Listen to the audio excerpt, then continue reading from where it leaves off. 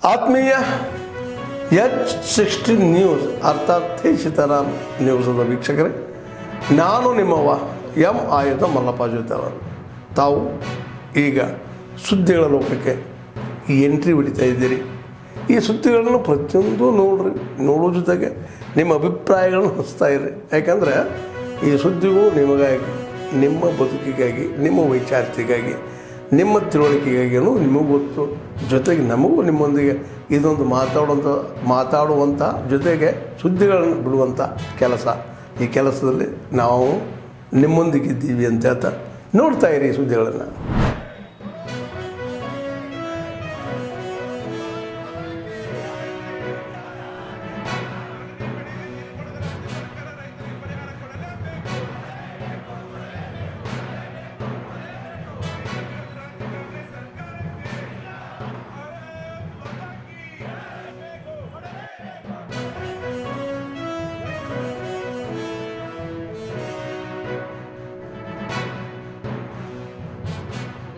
ಮಾಡ್ತಾರೆ, ಅದಕ್ಕೂ ಇವತ್ತು ಕಲ್ಲು ಹೊಡೆಯುವಂಥ ಕೆಲಸ ಮಾಡಿದ್ದಾರೆ. ಇದ್ರ ಜೊತೆಗೆ ವಿದ್ಯಾನಿಧಿ ಯೋಜನೆ ಅದಕ್ಕೂ ಕೊಕ್ಕರಿ ಹಾಕುವಂಥ ಕೆಲಸ ಮಾಡಿ ಇವತ್ತು ರೈತರ ಮಕ್ಕಳಿಗೂ ಮೋಸ ಮಾಡಿದ್ದಾರೆ. ಇವತ್ತು 4 ಭಾಗದ ನಮ್ಮ 4 ಜಿಲ್ಲೆಯ ರೈತರಿಗೆ ತುಂಗಭದ್ರಾ ನದಿಯಿಂದ ಒಂದು ಬೆಳೆಗೆ ನೀರು ವಂಚಿತ ಮಾಡುವ ಮೂಲಕ ಇವತ್ತು ಅದು ಈ 4 ಜಿಲ್ಲೆಯ ರೈತರಿಗೆ ಮೋಸ ಮಾಡುವಂಥ ಕೆಲಸ ಮಾಡ್ತಾಯಿದ್ದಾರೆ. ನಾನು ಸರ್ಕಾರಕ್ಕೆ ಆಗ್ರಹ ಮಾಡ್ತೇನೆ, ಇವತ್ತೇನು ಒಂದು ಬೆಳೆಗೆ ತಾವು ನೀರು ಕೊಡೋಕ್ಕಾಗ್ತಾ ಇಲ್ಲ, ನೀರಿದ್ದರೂ ನೀರು ಕೊಡೋಕ್ಕಾಗ್ತಾ ಇಲ್ಲ. ಆ ಪ್ರತಿ ಎಕರೆಗೆ 25,000 ರೂಪಾಯಿ ತಾವು ಪ್ರೋತ್ಸಾಹಧನ ನೀಡಬೇಕು. ಆ ಎಲ್ಲ ರೈತರ ಹೊಟ್ಟೆ ತುಂಬಿಸುವಂಥ ಕೆಲಸ ಈ ಸರ್ಕಾರ ಮಾಡಬೇಕಂತೇಳಿ ನಾವು ಒತ್ತಾಯ ಮಾಡ್ತೇವೆ. ಈಗಾಗಲೇ ಮುಗಿಸಿದ್ದೇವೆ. ಇವತ್ತು ರಾಯಚೂರು ನಗರದಲ್ಲಿ ಕೂಡ ಪ್ರತಿಭಟನೆಯನ್ನು ಮಾಡಿ ನಾವು ಮನವಿಯನ್ನು ಕೊಡರಿದ್ದೇವೆ. ಸದನದ ಹೊರಗಡೆ ಭಾರತೀಯ ಜನತಾ ಪಾರ್ಟಿ ಹೋರಾಟ ಪಕ್ಷದ ಪದಾಧಿಕಾರಿಗಳನ್ನು ಮಾಡಿದ್ರೆ, ಸದನದ ಒಳಗಡೆ ನಮ್ಮ ಭಾರತೀಯ ಜನತಾ ಪಾರ್ಟಿಯ ವಿರೋಧ ಪಕ್ಷ ನಾಯಕರ ನೇತೃತ್ವದಲ್ಲಿ ಎಲ್ಲ ಶಾಸಕರು ಕೂಡ ಈ ಒಂದು ಚಳಿಗಾಲದ ಅಧಿವೇಶನದಲ್ಲಿ ರೈತ ಪರವಾಗಿರ್ತಕ್ಕಂಥ ಯೋಜನೆಗಳನ್ನು ಏನು ನಿಲ್ಲಿಸಿದ್ದಾರೆ ಅವೆಲ್ಲವನ್ನು ಕೂಡ ಮತ್ತೆ ಪುನರಾರಂಭ ಮಾಡಬೇಕು ಅನ್ನೋ ಒಂದು ನಿಟ್ಟಿನಲ್ಲಿ ಇವತ್ತು ಹೋರಾಟವನ್ನು ಹಮ್ಮಿಕೊಂಡಿದ್ದೇವೆ.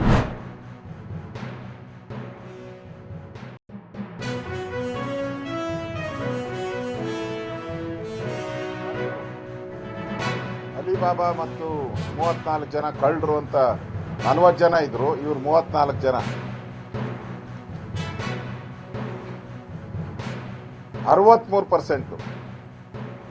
ನಾವು 60% ಹೇಳಿದ್ರಿ, ಬಿಜೆಪಿ 63%. ತಪ್ಪು, ಬಿಜೆಪಿ ಹೇಳಿರೋದು ತಪ್ಪು. 60 ಅಲ್ಲ 63, 3% ಎಕ್ಸ್ಟ್ರಾ ಅಂತ ಹೇಳಿದ್ದಾರೆ. ಅದು ನ್ಯಾಯಾಧೀಶರು, ಲೋಕಾಯುಕ್ತರು, ಈ ಸರ್ಕಾರನೇ ನೇಮಕ ಮಾಡಿದ್ದು. ಅದು ಅಲ್ಲಿ ವೇದಿಕೆ ಮೇಲೆ ಕೂತಿದ್ದವರು ಯಾರು? ಎಲ್ಲ ನ್ಯಾಯಾಧೀಶರು. ವೇದಿಕೆ ಮೇಲೆ ಕೂತಿದ್ದವರು ಎಲ್ಲರೂ ಕೂಡ ಸುಪ್ರೀಂ ಕೋರ್ಟು, ಹೈಕೋರ್ಟಿನ ಜಡ್ಜಿಗಳು ಕೂತಿದ್ರು, ನ್ಯಾಯವಾದಿಗಳು ಕೂತಿದ್ರು. ಅಂತ ಸಭೆಯಲ್ಲಿ ದಾರಿಯೆಲ್ಲ ಹೇಳಿರೋದವರು. ಒಂದು ಕೋರ್ಟಿನ ಪ್ಲಾಟ್ಫಾರಮ್ ಅಲ್ಲಿ ಅವರು 63% ಭ್ರಷ್ಟಾಚಾರ. ನೀವು ಯಾವ ಇಲಾಖೆಗೆ ಹೋದ್ರೂ 63%, ಎಲ್ಲೋದ್ರೂ 63%. ಕಮಿಷನ್ ಕೊಡದೆ ಇಲ್ಲೇನು ನಡೆಯಲ್ಲ. ಕರ್ನಾಟಕ 5ನೇ ಸ್ಥಾನದಲ್ಲಿದೆ, ಭ್ರಷ್ಟಾಚಾರದಲ್ಲಿ 5ನೇ ಸ್ಥಾನ.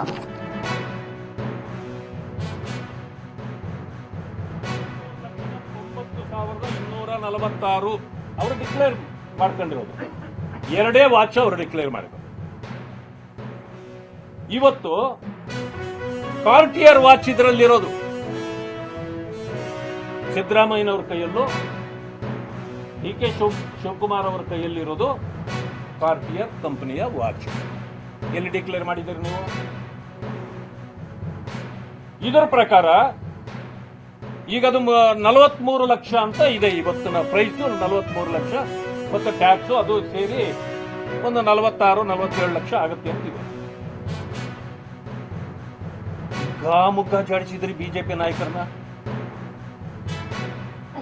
ಹಾಗಿದ್ರೆ ಇದು ಕದ್ದ ಮಾಲ, ಕೊಂಡ ಮಾಲ ಹೇಳ್ಬೇಕಲ್ಲ.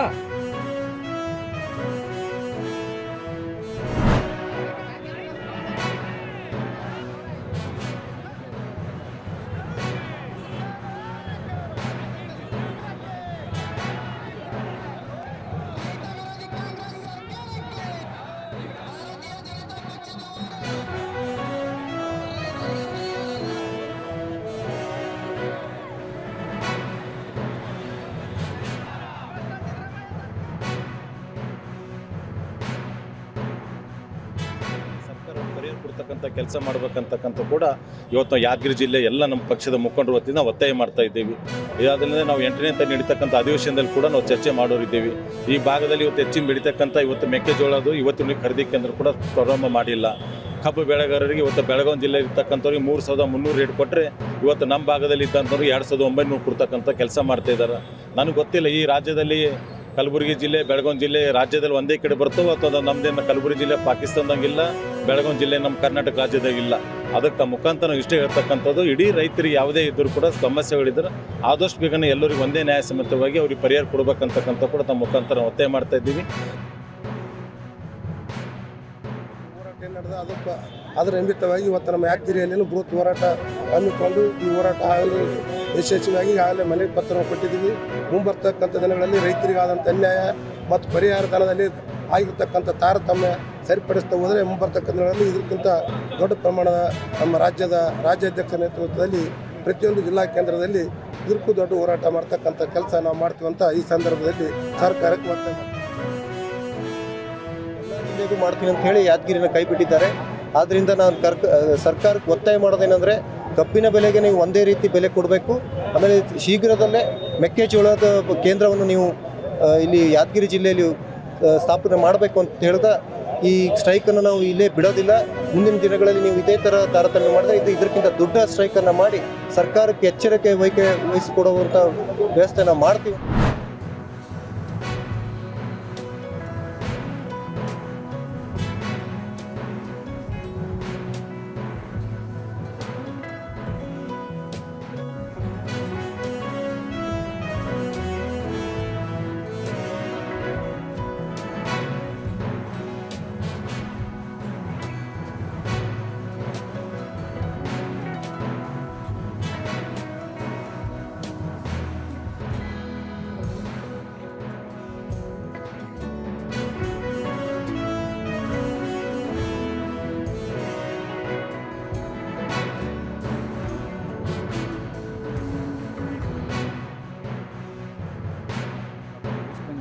ಈ ಎಲ್ಲ ಕಡೆಯಿಂದನೂ ಜನ ಈ ಲೈಕ್ ಆಥರೈಸ್ಡ್ ಯೂಸರ್ಸು ಇಲ್ಲಿ ಪಾರ್ಟಿಸಿಪೇಟ್ ಈ ಒಂದು ಇದರಲ್ಲಿ ಪಾರ್ಟಿಸಿಪೇಟ್ ಮಾಡ್ತಾರೆ. ನಾನು ಎಲ್ಲ ಬೆಂಗಳೂರಿನ ಜನತೆಗೆ ಮತ್ತು ಸುತ್ತಮುತ್ತಲಿನ ಬೆಂಗಳೂರಿನ ಜನತೆಗೆ ನನ್ನ ಒಂದು ರಿಕ್ವೆಸ್ಟ್ ಏನಂತಂದರೆ ಈ ಒಂದು ಎಕ್ಸ್ಪೋಗೆ ಬನ್ನಿ ಮತ್ತು ಎಕ್ಸ್ಪೋದಲ್ಲಿ ಭಾಗಿಯಾಗಿ ಉತ್ಕೃಷ್ಟ ಮತ್ತು ಅಪ್ಪಟ ರೇಷ್ಮೆಯ ಉಡುಪುಗಳನ್ನು ಮತ್ತು ಸೀರೆಗಳನ್ನು ನೀವು ಈ ಒಂದೇ ಜಾಗದಲ್ಲಿ ಅಂದರೆ ಅಂಬ್ರೆಲಾ ಒಂದೇ ಅಡಿಯಲ್ಲಿ ನಮಗೆ ಎಲ್ಲ ರೀತಿಯಾದಂಥ ಮೇಜರ್ ಕ್ಲಸ್ಟರ್ ಸಿಲ್ಕ್ ವಿವಿಂಗ್ ಕ್ಲಸ್ಟರ್ಸಿಂದ ನಿಮಗೆ ಶುದ್ಧ ರೇಷ್ಮೆಯ ಉಡುಪುಗಳು ದೊರೀತವೆ.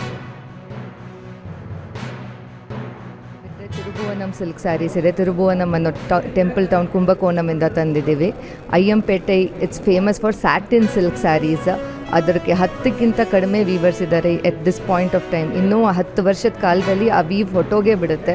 ಸೊ ಅಲ್ಲಿಂದನೂ ನಾವು ಈ ಸ್ಯಾಟಿನ್ ಸಿಲ್ಕ್ಸ್ ತೊಗೊಂಡು ಬರ್ತಾ ಇದ್ದೀವಿ. ಆಮೇಲೆ Koorainadu is famous for silk cottons. ಅದು ಆಮೇಲೆ traditional silk cottons. So mainly all the traditional heritage ವೀವ್ಸ್ನ ನಾವು ಇಟ್ಕೊಂಡಿದ್ದೀವಿ.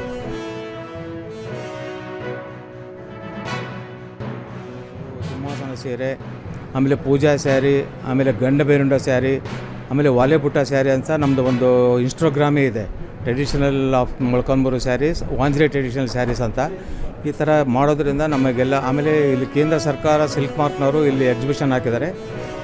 ಹೆಚ್ಚಿಗೆ ಜನಗಳು ಬರ್ಬೋದು. ಇಲ್ಲಿ ಬರೀ ಕರ್ನಾಟಕದೊಂದ ಇಡೀ ರಾಜ್ಯದಿಂದ ಎಲ್ಲ ಇಂಡಿಯಾದಿಂದ ದೇಶದಿಂದ ಬಂದು ಇಲ್ಲಿ ವ್ಯಾಪಾರ ಮಳಿಗೆಗಳಿಟ್ಟಿದ್ದಾರೆ. ಎಲ್ಲ ಬಂದು ಜನ ಸಹಕರಿಸಬೇಕಾಗಿ ಕೇಳ್ಕೊತೀವಿ. ಆತ್ಮೀಯರೇ, ಎಲ್ಲ ಸುದ್ದಿಗಳನ್ನು ನೋಡಿದ್ರಲ್ಲ, ಏನು ಅನಿಸ್ತು ನಿಮಗೆ? ಇದರಲ್ಲೇ ನಿಮ್ಗೆ ಲೈಕ್ ಆಗಿರ್ಬೋದು, ಡಿಸ್ಲೈಕು ಆಗಿರ್ಬೋದು, ಕಾಮೆಂಟ್ ಬೇಡಪ್ಪ ಅಂತೂ ಅನಿಸಿರ್ಬೋದು, ಕಾಮೆಂಟ್ ಮಾಡಬೇಕಪ್ಪ ಅನಿಸಿರ್ಬೋದು, ಶೇರ್ ಮಾಡಬಾರ್ದಪ್ಪ ಅನಿಸಿರ್ಬೋದು, ಅದು ಮಾಡಬೇಕು ಅನಿಸಿರ್ಬೋದು. ಏನಾದರೂ ಆಗಲಿ ಶೇರ್ ಮಾಡ್ತಾಯಿರಿ, ಈ ನ್ಯೂಸ್ಗಳನ್ನ ಹಂಚ್ತಾ ಇರಿ, ಜೊತೆಗೆ ಇದಕ್ಕೆ ಸಬ್ಸ್ಕ್ರೈಬ್ ಆಗ್ತಾಯಿರಿ ಅಂತ ಹೇಳ್ತಾ H16 ನ್ಯೂಸ್ ಅರ್ಥಾತ್ ಹೇ ಸೀತಾರಾಮ್, ಇದು ಸತ್ಯದ ಕೈಗೆ ನಡಿ. ವಂದನೆಗಳು.